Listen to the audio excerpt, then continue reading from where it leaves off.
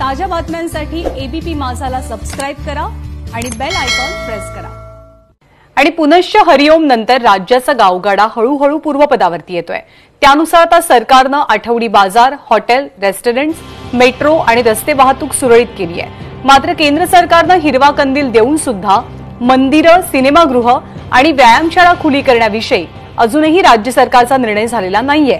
सरकार सकारात्मक आहे, मग जिम सुरू करण्याच्या निर्णयाला विरोध का आणि उशीर का, असा सवाल जिम व्यावसायिक विचारतात। मागच्या 7 महिन्यांपासून जिम बंद आहेत, त्यामुळे जिम ट्रेनर, जिम चालक आणि जिमवरती अवलंबून असलेले कर्मचारी मोठ्या संकटात सापडलेत। निलेश बुधावले आपले प्रतिनिधी सध्या आपल्या सोबत आहेत। निलेश, हॉटेल सुरू झालेली आहेत, थिएटर्स कधी सुरू होऊ शकतात, परंतु जिम सुरू का नाहीत? काय अडचणी आहेत जिम चालकांच्या?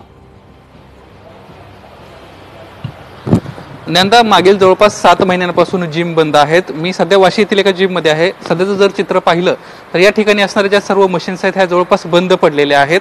या जिमचं जर भाडं बघितलं तर जवळपास 3 लाख महिना भाडं आहे आणि 7 महिन्यांचा विचार केला तर 21 लाख रुपये भाडं देणं बाकी आहे। यासोबतच लाईट बिलचं सध्या मागील काही दिवसांमध्ये जर चित्र पाहिलं तर खूप मोठ्या प्रमाणामध्ये लाईट्स बिल आलेले आहेत। 4 ते 5 लाख रुपये लाईट्स बिल, असा जवळपास 25 ते 26 लाख रुपये आर्थिक रक्कम देणं आहे आणि त्या मानानं येणं कुठलंच नाहीये। अशा प्रकारचे सध्या अडचणी या जिम व्यावसायिकांना अनुभवायला मिळत आहेत। एक जिम व्यावसायिक आहेत, आपण त्यांच्याशी बातचीत करणार आहोत। मागील 7 महिन्यांपासून जिम बंद आहे, काय अडचणींचा सामना करताय? सर, सगळ्यात पहिली म्हणजे मला जागेच्या मालकाकडून नोटीस आलेली आहे 21 लाखाची, ती मी कशी देणार? परत माझं लाईट बिल सध्या 3.5 लाखापर्यंत थकीत आहे, त्याची पण मला नोटीस आलेली आहे। मशीन्स ठेवून सगळे खराब झालेले आहे, तुम्ही मशीनची अवस्था बघू शकता।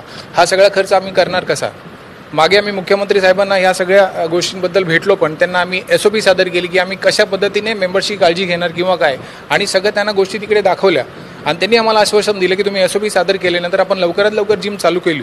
पण त्या गोष्टीसाठी पण आता 3 महिने झाले, पण अद्याप अजून जिम चालू केलेली नाही आहे। आता तुमचं पुढचं पाऊल काय असणार आहे?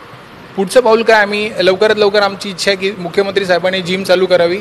आमचा एवढा खर्च बघताय तुम्ही, आज जर उद्या जागेच्या मालकाने मला खाली केलं तर मला रस्त्यावर यावं लागेल आणि आमची फॅमिली आहे, एवढे सगळे ट्रेनर आहे। एका जिममध्ये 23 ते 25 लोकांचा संसार चालतो, तो मोडू नये हीच माझी इच्छा आहे। आणि मुख्यमंत्री साहेबांनी, मी महाराष्ट्राच्या सगळ्या जिम ओनरच्या वतीने हात जोडून मुख्यमंत्री साहेबांना रिक्वेस्ट करतो की येत्या 2 दिवसात त्याने डिक्लेअर करावं की चांगली न्यूज द्यावी, बातमी आम्हाला द्यावी की येत्या दसऱ्याच्या आत, दसऱ्याच्या प्रत्येक दसऱ्याला आम्ही आमच्या सामानाची, आमचे जे इक्विपमेंट्स आहेत त्याची आम्ही पूजा करतो।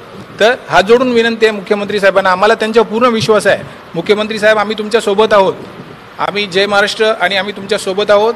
तर आम्हाला तुमच्यावर एवढा विश्वास आहे, फक्त तुम्ही जिमसाठी परमिशन द्या। येत्या 2 दिवसात आपण पाहिलं असेल की अशा पद्धतीनं येत्या दसऱ्याचा तरी मुहूर्त तुम्ही साधा आणि आम्हाला जिम चालू करायची परमिशन द्या, अशा पद्धतीची मागणी या सर्व जिम व्यावसायिकांकडून होतीये।